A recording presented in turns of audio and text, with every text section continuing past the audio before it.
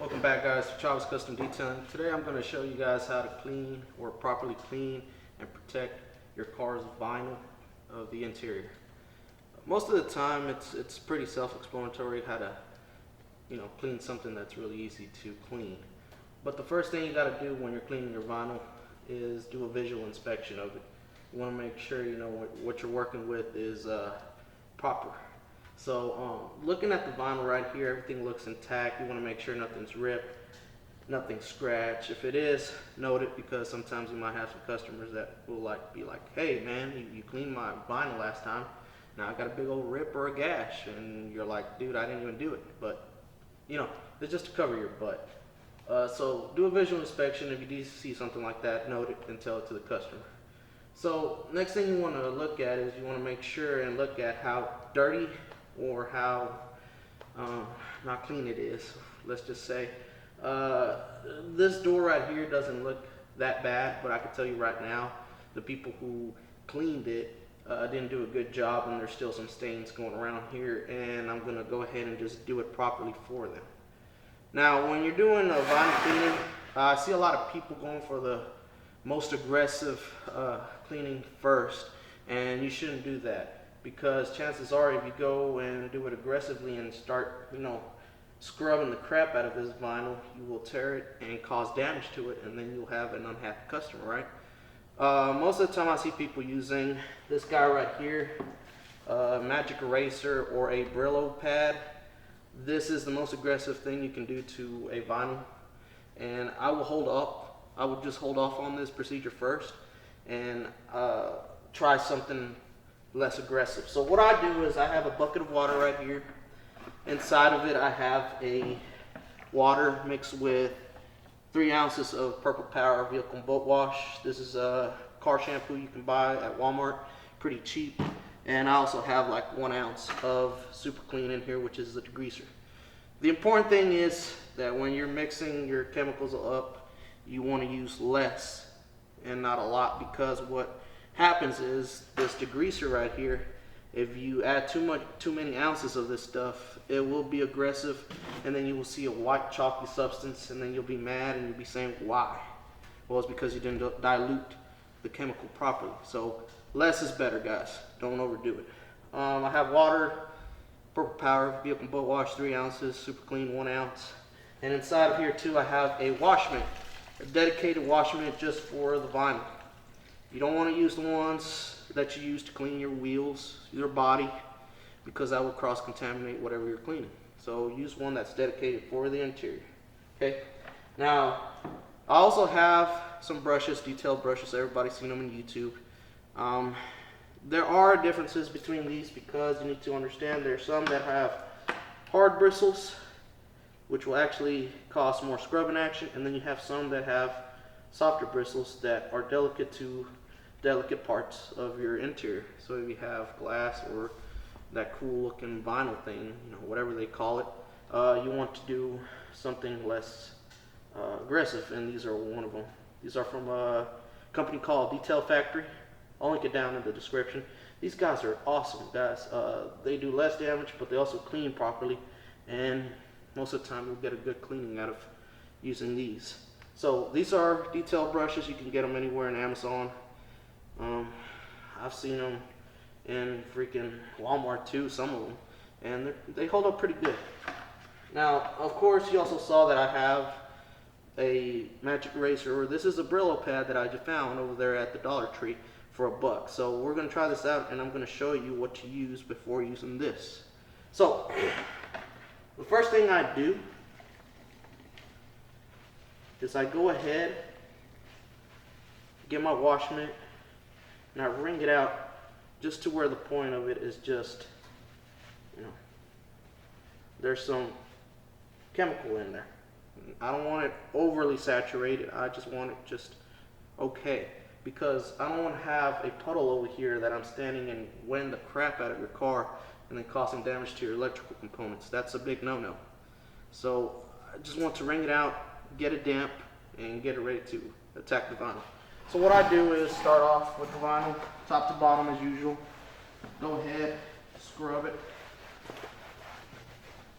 get into the areas where you need to, where you can. The window switches, guys, don't worry. I've been doing this for a while. If you do get a little bit of water in there, it's not that bad. It's only bad if you just flood the crap out of it, then that's a big no-no. So I'll go ahead, scrub it, scrub it, scrub it. Get into the areas that I can with my wash mitt.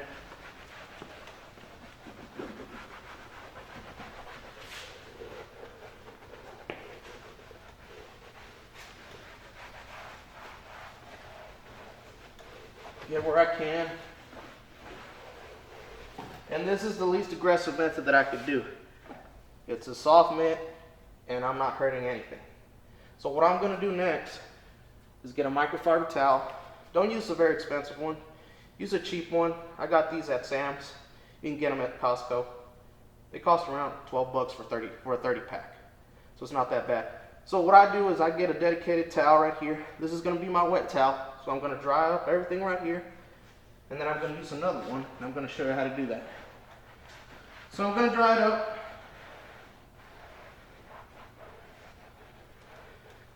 And I'm going to look at the sections that I'm drying up.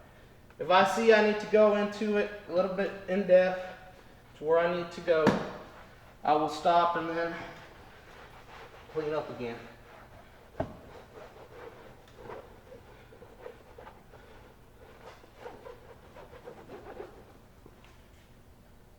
Mop it up. Go where you can.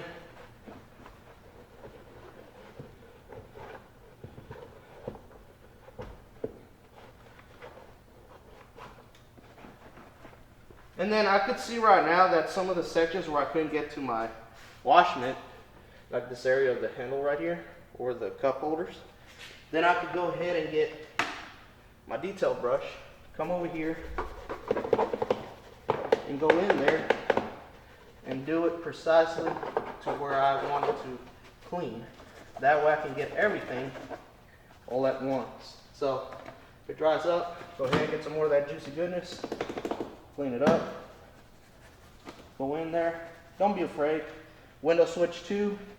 Like I said, not a lot of water is going to hurt it. It only is going to hurt this if you freaking flood the crap out of your window switch. So, go ahead again with my towel. Mop this up. Mop the solution.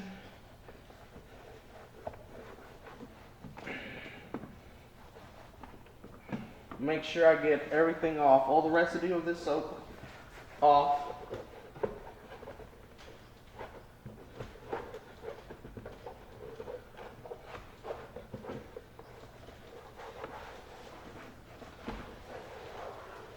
And then if there's still some residue, I'm going to stop right there because my towel right here is already getting wet. What I do now is get another microfiber towel that is dry. Now I'm going to go ahead and mop up all the residual that's left. So, mop this up.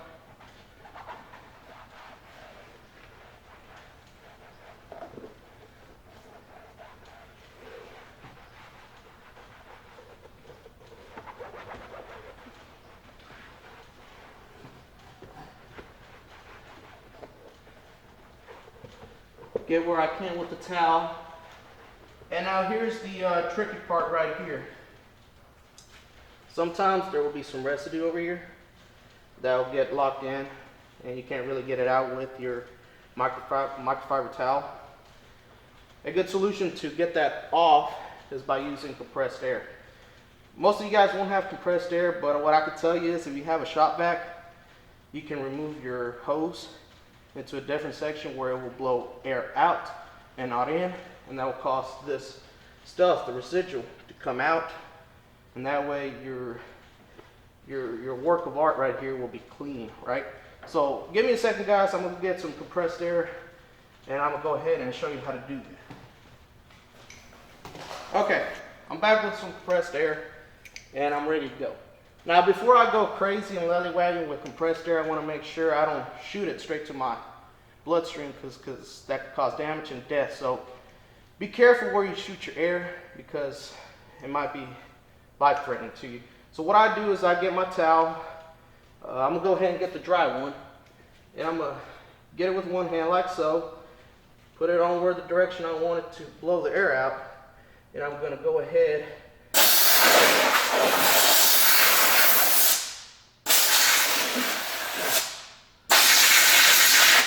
and blow all that crap out.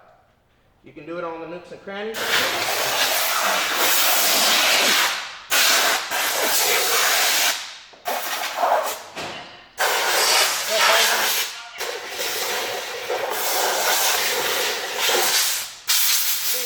You can hit it on the speaker. But the key is to cover the area with your microfiber towel, because whatever you're blowing out will not cause that thing to fling and hit your face, because you know that's dirty, right? So this is a cool tip to help you from staying clean. So go ahead.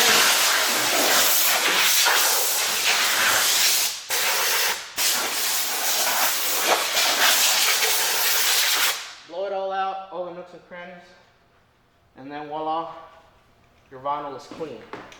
Now you can look at it and make sure you make the determination. If you see some spots that are still there, then you can go ahead and use the magic eraser. But looking at this right now, I'm touching it. There's no sticky spots, no areas where I need to really go back and go more aggressive with it. So I don't need the magic eraser. I'm done at this point by cleaning this vinyl portion down, and I did it in the least aggressive way, and I didn't hurt anything. So voila, guys. There's a cool trick, right?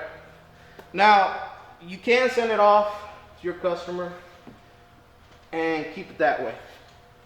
But I won't recommend it, because most of the time what you did was you stripped some of the protection off of your vinyl, and we need to re-protect it again, so over time it won't get faded and it won't crack. Most of you guys already know that y'all hate Armor, and that causes a slick sensation, and it's just too bright and too slick. I won't use that. That is disgusting to me to use Armor, but I'm going to show you a cool trick on what to use to protect this vinyl. Now, vinyl right here on this leather is sort of like a clear coat on your paint. Your paint has clear coat to protect your paint from damages of the sun or whatever is out there in the world. Same thing with your vinyl. You got clear coat to protect it from people rubbing against it, rubbing their butt, rubbing whatever parts they have in their body right here, and keeps it from damaging, right? So what you could do and actually try is get some spray wax. This is Turtle Wax Ice I got it at Walmart. Cost only $8. This right here, if you spray it, it will actually protect it. Okay? So what I like to do is turn this nozzle on, spray some on a clean microfiber towel. This is a new one. Spray it, spray it, spray it, and then I'm just going to lightly mist it on the door panel. So what I'm going to do now is spread the solution onto the vinyl, and I'm going to go ahead and cover this door with the spray wax. And as you can see, it's sort of leaving a good sheen to it, and when you touch it, it's not sloppy, it's not sticky, it's not nasty, it's perfect. And that's what I love about this thing. Cool, ingenious figure or solution to use on your car. Pretty nice, huh, guys? Never thought you could do that, huh? So, of course, turn it to your damp side, knock out the residual part of the spray wax. If you got to hit one area, go ahead, hit it. Remember, we want all that juicy goodness on that.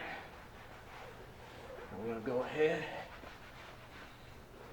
wipe it down. Now, if you see some areas that are blotchy, go ahead and reapply and wipe it down. But what you can see right there is that I've got a clean and protected vinyl portion of your car. You can do this on your dashboard, other parts of the vinyl of the car. If you have leather, that's another video that I'm going to show you guys how to protect, but you could also do the same thing. It's easy, it's affordable, and most of all, it's simple. Don't trust other people selling you a bunch of bull crap that, hey, look at this leather rejuvenator, this protector for vinyl that costs 50, 60 bucks. It's a bunch of bull. All this equipment that I bought right here cost me around 20 bucks.